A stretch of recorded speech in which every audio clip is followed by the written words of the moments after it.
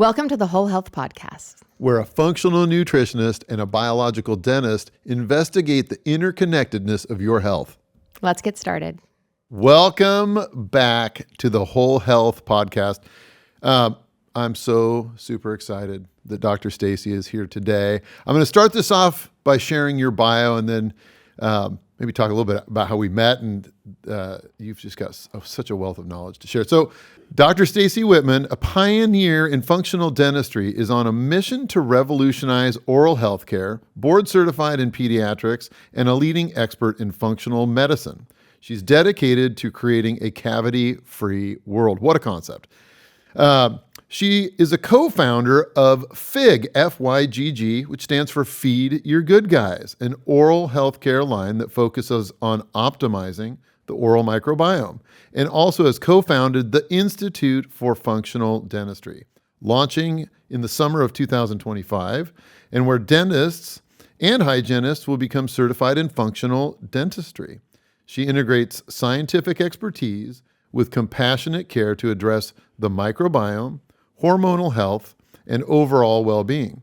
Dr. Whitman empowers individuals to achieve optimal oral health through personalized strategies focusing on prevention, remineralization, and a whole body approach. That is a beautiful bio there, Dr. Staci. Welcome to the Whole Health Podcast. Thank you, Dr. Blodgett. Thanks for having me. This is an exciting day. Sorry, Megan, I'm kicking this off. You do it. Go for it. You know, I remember it was 7 or 8 years ago that you reached out to me and you said, hey, my name's Staci and I'm a pediatric dentist and I want to move my practice in this direction of holistic, biological, functional, dental care. And you were in a practice that wasn't so much so at the time. And so we got together and have been friends ever since. And I would love to start by understanding the story behind Dr. Staci and why on earth would you tread so far off the beaten path of traditional pediatric dentistry? Yes, I'll be as concise as possible, but I remember that day vividly too. And I had a sticky note on my computer for years that said, reach out to Kelly Blodgett. And I never did, obviously, for years. And one day it fell. And I had to pick it up and stick it back on. And that was the day I said, oh, gosh, I need to reach out to this guy because you were so inspiring to me. So I started out as traditionally trained dentist. I worked as a general dentist for a few years. I was extremely dissatisfied with my career. I felt like I wasn't making a difference. I just, quite frankly, hated my choice because I didn't like the way we approach things from an end-stage disease angle instead of upstream. So I thought the only way to salvage this career is to get upstream. And how am I going to do that? That's with pediatrics. It's education. I want to educate the parents and motivate the children before issues arise. That was the goal. So I went back to school, became a board-certified pediatric dentist, went out as an associate, and no surprise, the same thing happened. Traditionally changed, except now in pediatrics, you see more patients. So it was even more of a mill, turn and burn, and I was even less satisfied. So I opened my own practice, and to your point, yes, it was not the best fit. I had a partner at that time, and we were not aligned on, how to approach our dentistry.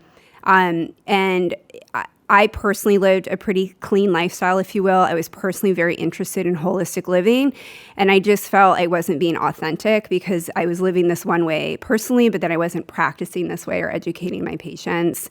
I lost both my parents at a very young age to preventable disease, and so you just put all of this together, and it just inspired me to start educating myself more.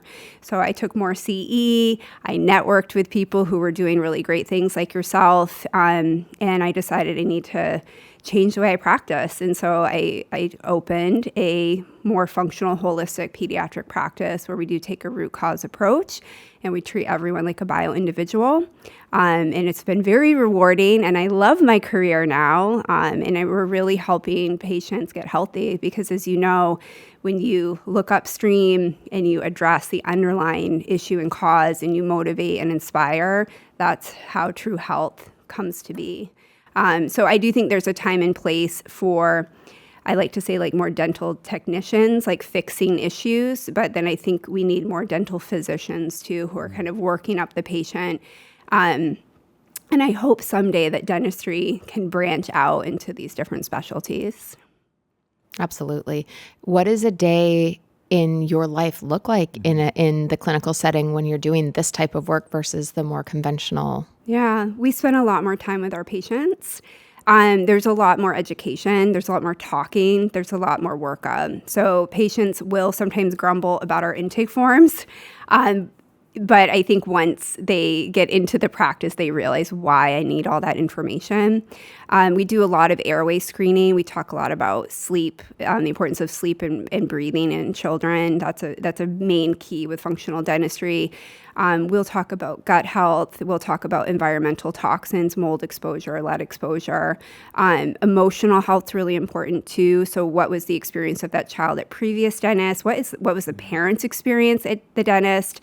Do they have dental trauma, PTSD from going to the dentist?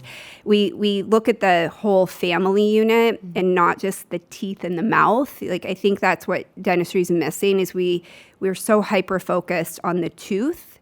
And we miss that tooth's connected to a child or, an adult or in a family and a community. So we really do focus a lot on emotional health.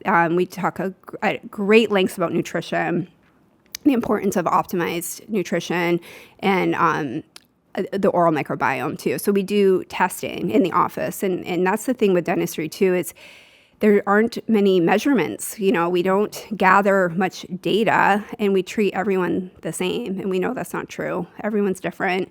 And so we need metrics, test, don't guess. And so I find a lot of these kids, they're vitamin D deficient, they're mineral deficient, they have gut dysbiosis, they have undiagnosed celiac disease, they have airway issues, they're mouth breathing. The list can go on and on. So I would say the biggest difference is we talk to our patients a lot, and there's just a lot of education. That's what it takes. That's amazing. Mm-hmm. What I have experienced in watching not just your practice growth, but the fact that what you are in this world to share is so highly resonant with human beings.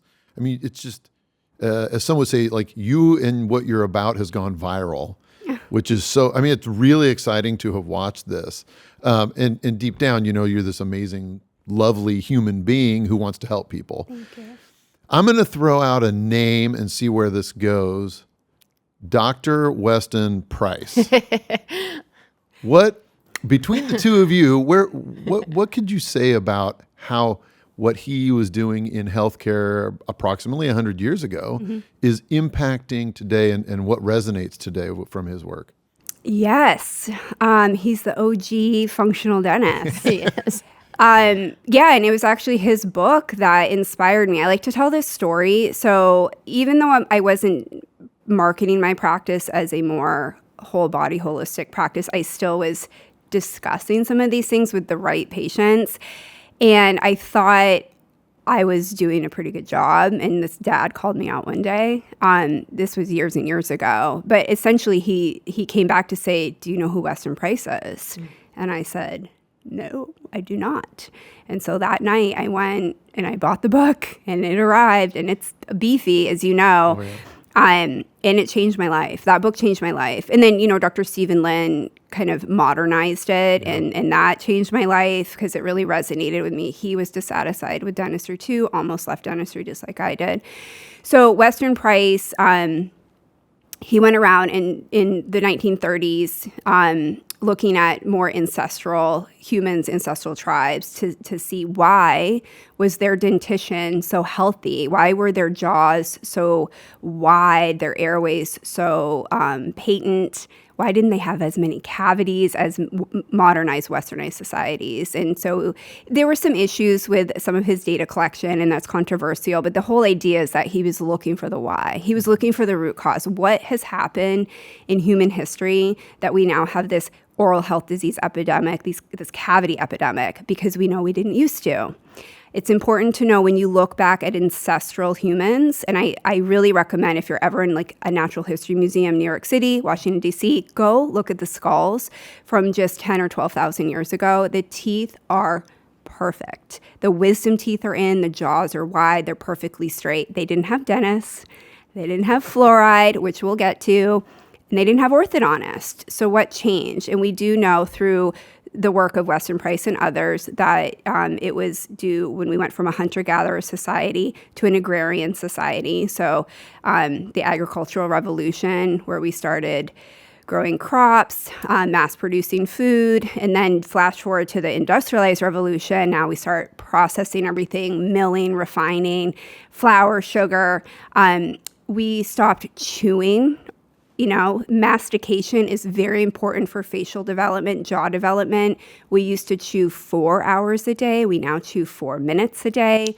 So that has changed our airway health. That's why our faces are shrinking. Our airways are shrinking. And for more information on this, I always refer people to the book Breath by James Nestor. It is a must read for a deeper dive on this. On top of that, our food is now nutrient deficient. We're not getting the nutrients that we need, and that's what Weston Price spoke a lot about, is the importance of fat-soluble vitamins. He identified vitamin K as this main component that's so necessary for calcium delivery and bone and dental formation. We're mineral deficient. You add mouth breathing to it, so now the mouth is dry. We have xerostomia that affects the microbiome, the oral microbiome. All the toxins and pesticides we're exposed to affects the gut microbiome, that affects bioavailability and absorption of nutrients. It snowballs. And so now here we are, flash forward, where cavities are the number one chronic disease globally, even with modern dentistry, even with technology, all that we have with access to care. And it's a problem, and again, we're missing the reasons. We're not correcting the underlying issues. We're trying to mask it with things like fluoride, and blaming parents. There's so much shame to all patients. Like, you're not brushing enough, you're not flossing enough, you must be drinking soda. And a lot of them are doing all the right things, but there's something else going on. Do they have a stealth infection? Are we missing parasites? Are they mineral deficient? Has anyone run blood work on you or tested your oral microbiome? You can have pathogens existing in you, and we can get to this more, the importance of the oral systemic connection and how the microbes in our mouth are influencing our systemic health. And this is a passion I have.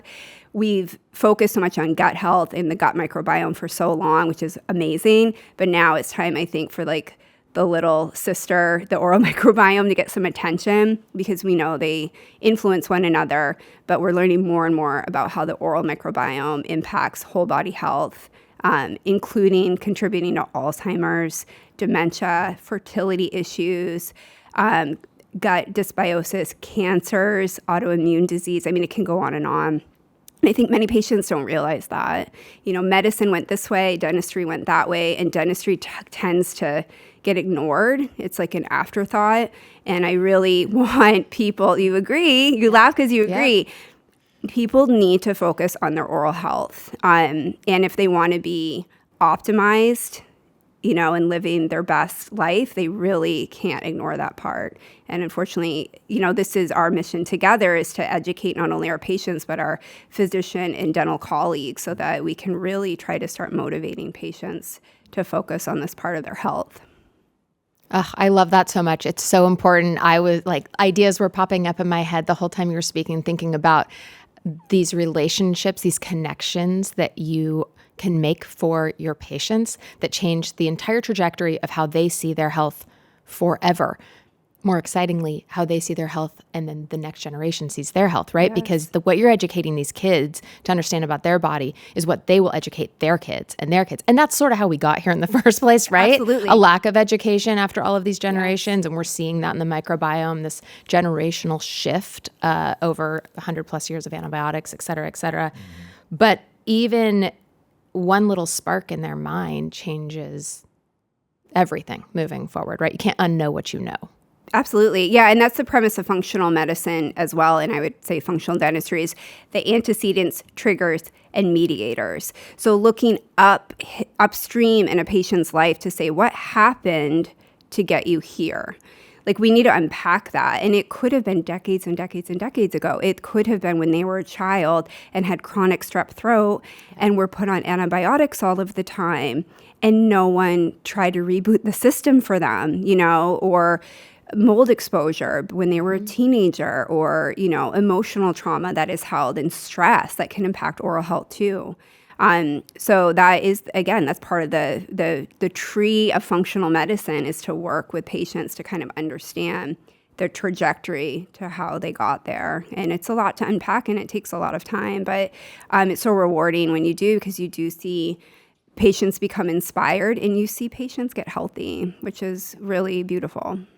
It's incredible. I want to get to the fluoride topic, because clearly it's something that, it's important to us. But first, I would love for you, for our audience listeners, would you help us understand, what does the term functional mean? Mm-hmm. Yeah. There are different segments, I would argue, of dentistry, and they all are looking at the patient differently, and I think that's wonderful. Functional medicine, functional dentistry, it's the root cause. So functional dentistry is using functional medicine principles to look at your patient, work them up, and understand how all the pathways in the body are intertwined into oral health. So again, it's the functional tree. It's the antecedents, triggers, mediators. We look at cardiometabolic pathways, hormone pathways, immune pathways, gut health, and needing to understand when to test, what labs to run, how to interpret those, and how to work collaboratively with our medical colleagues, because it takes a village to get a patient healthy again too. So I really believe it's more of the dental physician kind of aspect. You do need to know more about medicine than we got in our traditional dental training. And this is one argument I have, that I think dental school is just a little too short. And I know people get really upset when I say that, because we couldn't wait to graduate, right? But I think we don't get enough of the important education that we need for the medical background. It's so focused on fixing the tooth. Yeah. And I think we need more of the didactic. I think we should be partnered more with the medical students. And I really would love to see dentistry as a specialty of medicine someday. Wouldn't that be swell? Totally agree. Be wonderful. Now, for the sake of I'm hogging this for a second. That's fine. Because I think Hog it's away. important for the people who listen to this to think about, so they're out there, they're listening to podcasts, they're reading things online. They see if somebody, says functional dentistry, they see somebody saying I'm a holistic dentist or biological dentist, or, what have you. Sure. Can you clarify for people, do you see that there are differences between those? Are those similar, like different words used for a similar purpose? How would you describe that? I think they can be different. I mean, this gets very nuanced. I think what's more important is what is the training of that provider.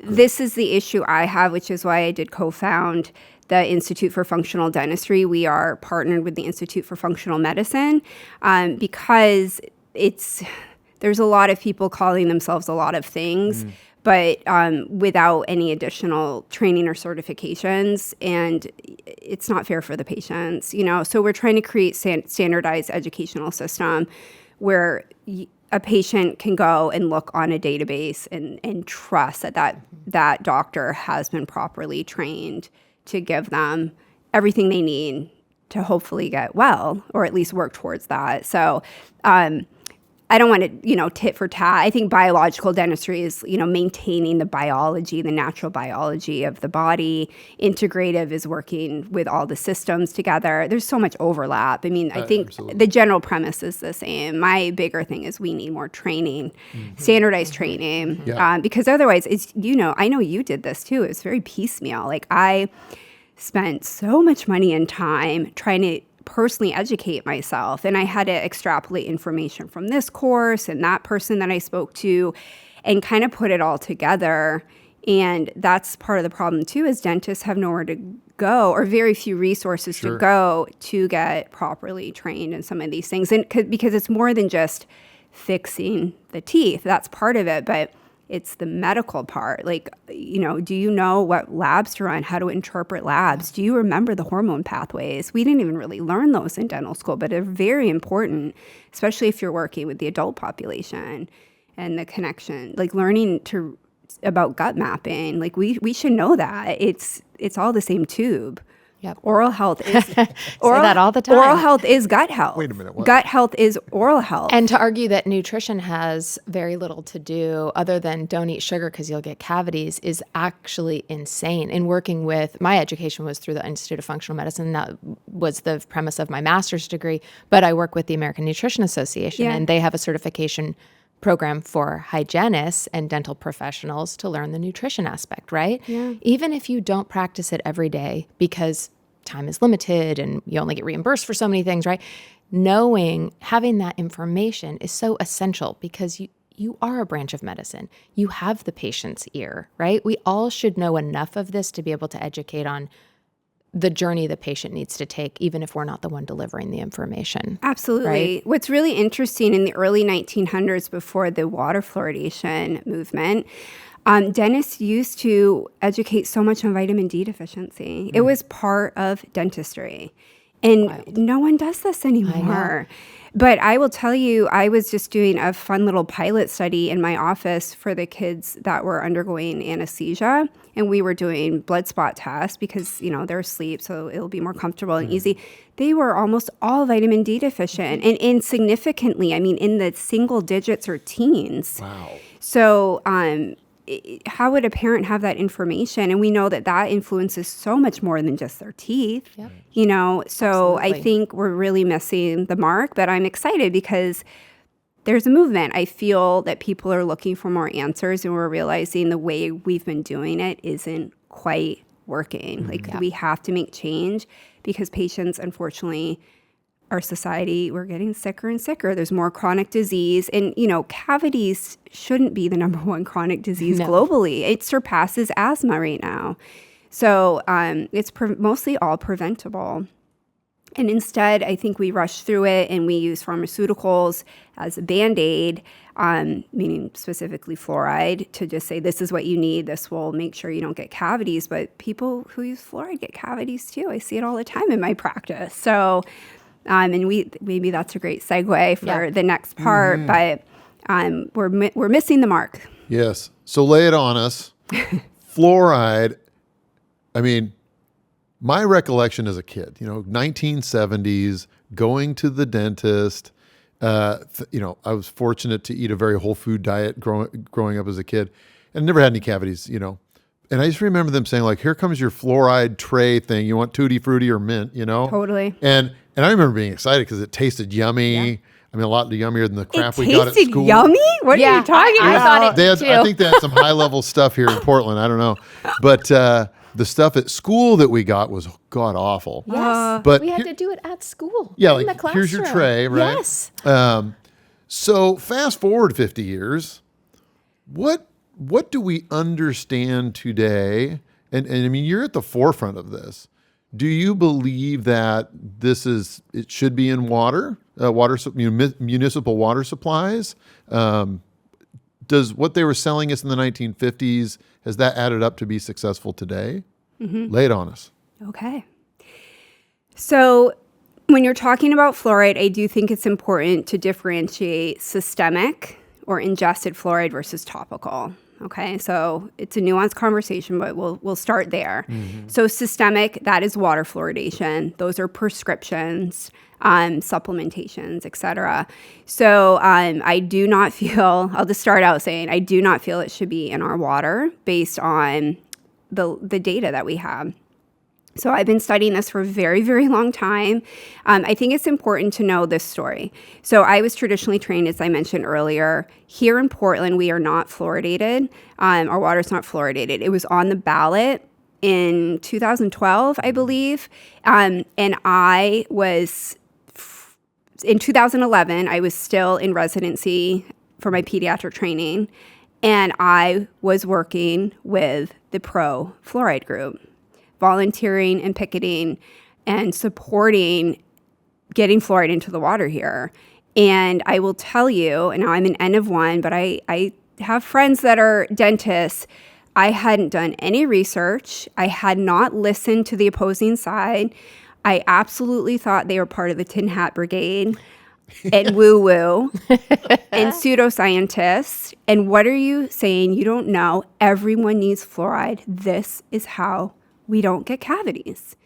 So I sat in and listened to a debate, and one of my professors did too, and we had a conversation about it. And it was the first time I heard the opposition. And I couldn't believe what I heard. Number one, these were highly intelligent humans from all different specialties, not just dentists, but epidemiologists, endocrinologists, neuroscientists, biochemists, and saying how it's a neurotoxin, how it's an endocrine disruptor, how it's antimicrobial, but not selective. It's also an environmental toxin. And it piqued my interest enough that I went and started really rabbit holing and reading some of the studies. And so now flash forward, we now have the NTP report, the National Toxicology Programs report, which was released last fall, that said there's, an unreasonable risk to current fluoridation practices. And there was a federal trial, the TASCA trial, the People versus the EPA, where Judge Chen ruled last fall, after 7 years of this back and forth, these testimonies, he finally came out, also said, yes, unreasonable risk because of concerns with neurotoxicity. We have many studies, of very high quality studies, that can show it drops IQ in children with excessive exposure by 5 IQ points. That's on par with lead. So, essentially pregnant women, young children who are exposed to higher levels, and this is where it gets controversial, can have these systemic issues. So the pro group will still say, but we only fluoridate at 0.7 milligrams per liter.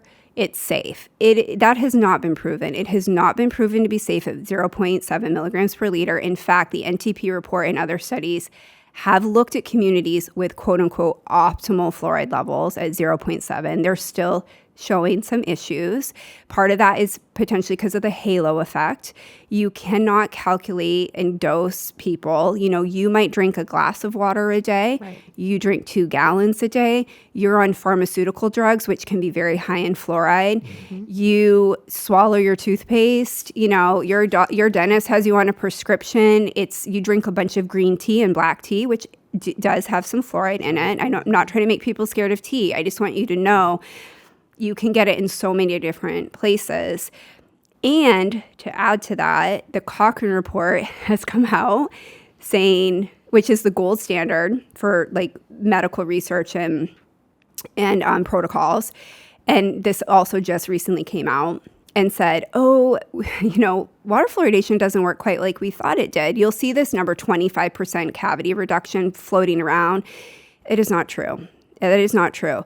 The Cochrane report has showed it only reduces cavities by 1/4 cavity per human, or 1 cavity per 4 people. That is not statistically significant. So water fluoridation doesn't even work as well as we thought it did. Most likely what we were seeing when water fluoridation was implemented was the trend of cavities was already on the decline, but water fluoridation got the credit for it. And you will see that fluoridated countries versus unfluoridated countries have the same cavity rates. Yeah. Many people don't realize the United States is one of the last countries to fluoridate our water. Most other developed westernized societies have not. So Western Europe, Japan, who has one of the lowest cavity incidences in the world, is not fluoridated. And we also know that fluoride works mostly topically on the teeth, not systemically. So you have the potential for IQ issues, neurodevelopmental issues, endocrine disruption, et cetera, and it's not even really working. Why risk it? The burden of proof should be on the safety of anything that we're doing. We're mass medicating a population without their permission or their consent. That's the other issue. It's a medical consent issue. People should have the choice. Absolutely. And we're also medicating people we're treating everyone the same. You're a low cavity risk. You've never had a cavity in your life and you have rampant decay, but I'm going to dose you the same and say you both need this pharmaceutical agent. I mean, it just doesn't make any sense. So it needs to stop. Brilliantly said. That is my opinion. And there's a lot of fear I've heard from parents when they talk to me about their kids' oral health around, well, if I'm not doing that, what am I doing instead to protect them? And I have a feeling you know a lot about the alternatives. I do. Better alternatives. Because we've been conditioned and educated for so long, since the 1940s, that you have to have fluoride to be cavity free. I have 2 daughters, 9 and 11, who have never had any exposure to fluoride systemically or topically. Their teeth are pristine. I personally haven't used it since my 20s. That was 20 years ago. I haven't had any issues. I have plenty of patients in my office who do not use fluoride. Their teeth are beautiful. I also have patients that use fluoride who have decay. We're missing the mark. It's not the fluoride. The fluoride is a Band-Aid. It might be supportive topically. Now, I will say topically, we do know fluoride can make teeth more acid resistant, okay? But at what cost? And the one thing as an oral microbiome lover, no one's talking about the fact that fluoride's antimicrobial. Okay, so dentists say that's a good thing. It's not selective. What is it doing to the beneficial and commensal bacteria? This hasn't been studied, if you can believe it. Trust me, I've looked. So we need studies. If there's any oral microbiome researchers out there, please. But the real root cause of cavities, it's nutritional deficiencies. It is celiac disease that's undiagnosed. It's mouth breathing. It's oral dysbiosis. You have the wrong bacteria in your mouth. So can we shift the bacteria? Can we crowd out the bad bacteria? Can we support the healthy bacteria? That's the whole premise of my oral health care line.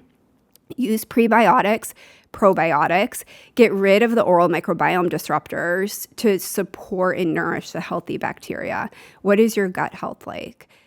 Are you vitamin D deficient? Yeah. You know, are you getting enough minerals?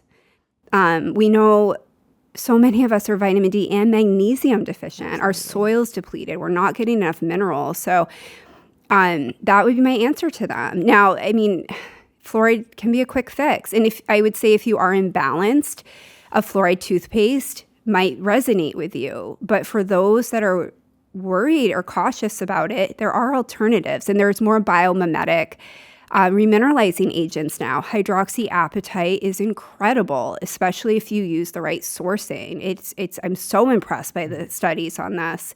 Sourcing matters, but there's third-party testing. There's oversight committee approval. But it's just like anything. You grab a supplement from your pharmacy versus one from a very high-quality, reputable distributor. They're going to be different. And it's the same with hydroxyapatite also. So I'm a big fan of biomimetic materials. Hydroxyapatite is calcium and phosphorus. We also know xylitol can be very beneficial for modulating the microbiome. Theobromine can work to remineralize teeth. So these things are great if you are a little imbalanced, which most of us are, let's be honest. It's really hard to be optimized.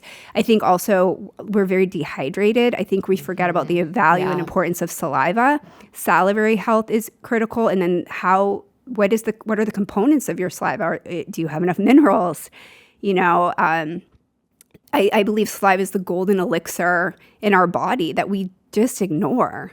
But it's really important. If your spit isn't healthy or is inadequate, you're very likely to get more decay and more oral health issues. Which goes back to the mouth breathing Absolutely. Day or night, right? Mm-hmm. Yes. Well, I've been using your toothpaste and I really love it. And as you'd probably imagine, I've used natural toothpastes and, you know, been attentive to this for a long time.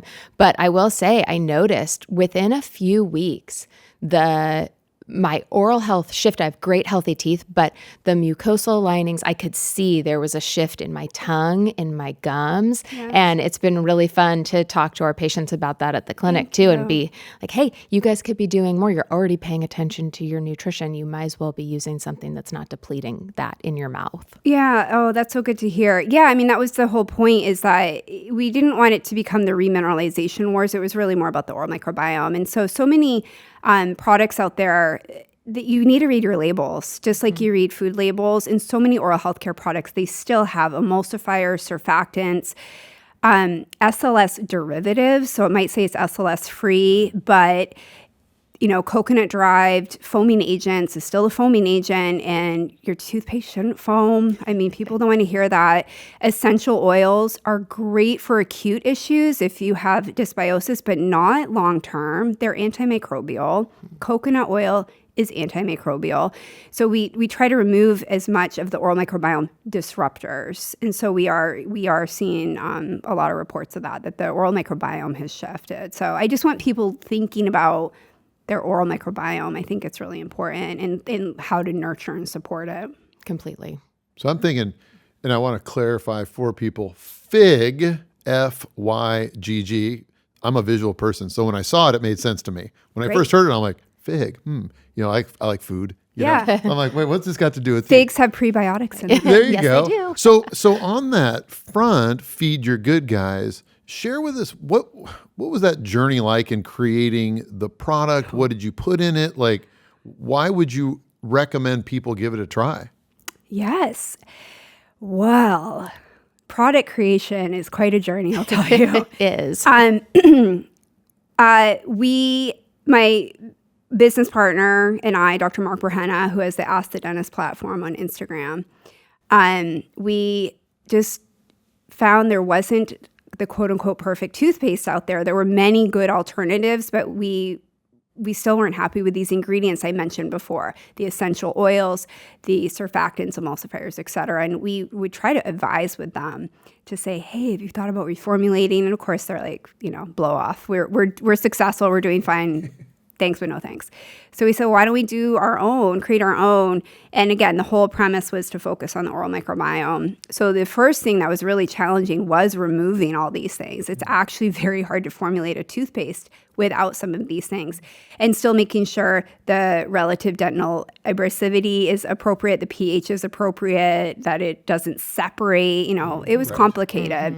But we finally figured it out, and then we knew we did want a remineralizer in it. And so we waited for the SCCS, the Scientific Committee for Consumer Safety, to have their report on hydroxyapatite. And so we waited for that report to come out. And Nanoxim, which is a nanohydroxyapatite that is manufactured in Portugal by a company called Fluidinova, is the only nanohydroxyapatite they've approved globally because they're meeting all the manufacturing standards. I think there will be more coming out. The thing with Fluidinova, they have patented manufacturing technology, so we'll see. But it's extremely pure and really bioidentical. So we waited for that, and then we said game on, because we knew the research showed this product worked and was efficacious, but we wanted to make sure it was safe. And just like with fluoride, everybody focuses on the efficacy, but not the safety. And that's the whole thing. Safety first, then efficacy, right? Okay, so that's what we put that remineralizing agent in.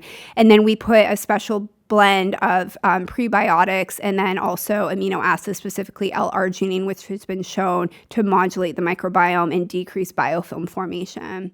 And we have some other really cool stuff coming out soon, too, that's focused also more on microbial health and different pathways that we know start in the oral cavity that can help systemic health, too.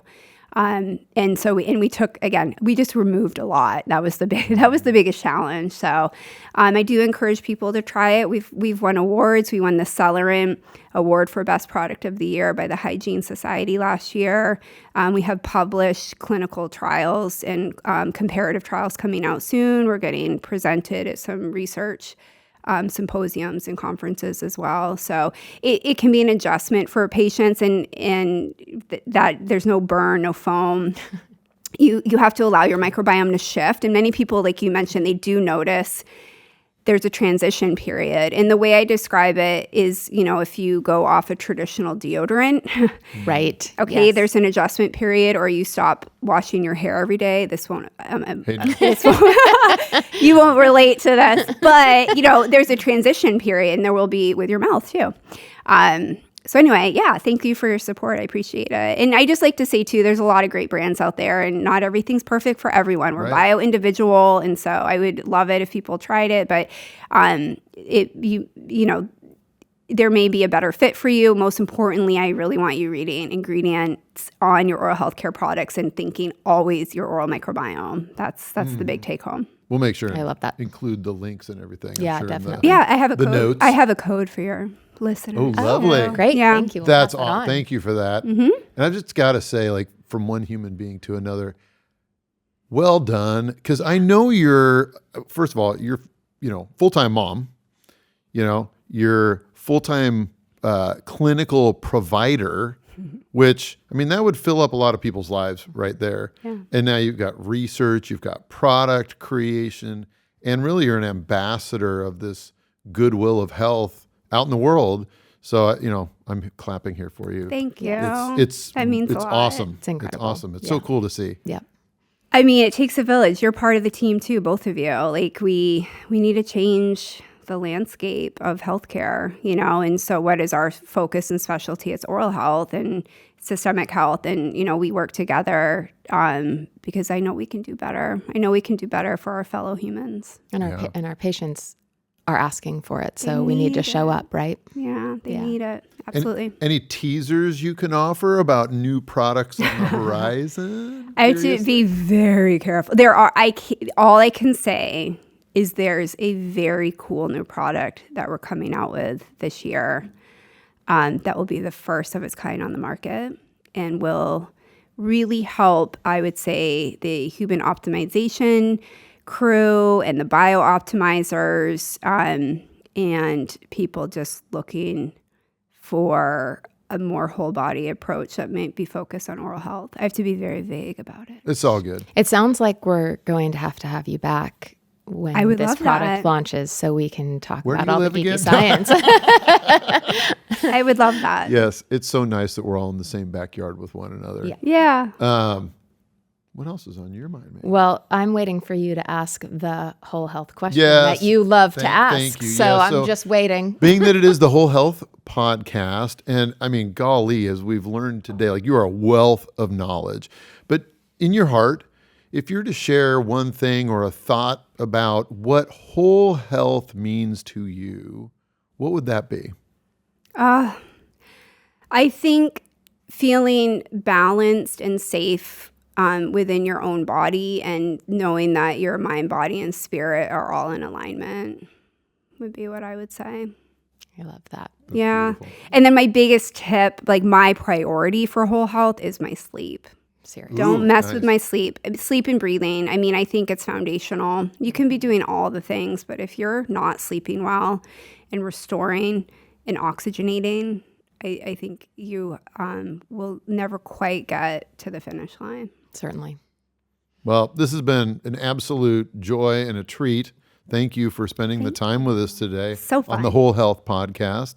And yes, I agree. I think we'll be looking to have you on again in the future. Yes, I could talk to you all day. So we'll have all of the excuses to bring you back. I would love that. Thank you both so much. Thank you for being fun. here. Dr. Staci Whitman. Thank you so much. Thanks so much for tuning in to the Whole Health Podcast. If you enjoyed what you heard today, please follow us on social media and wherever you listen to podcasts.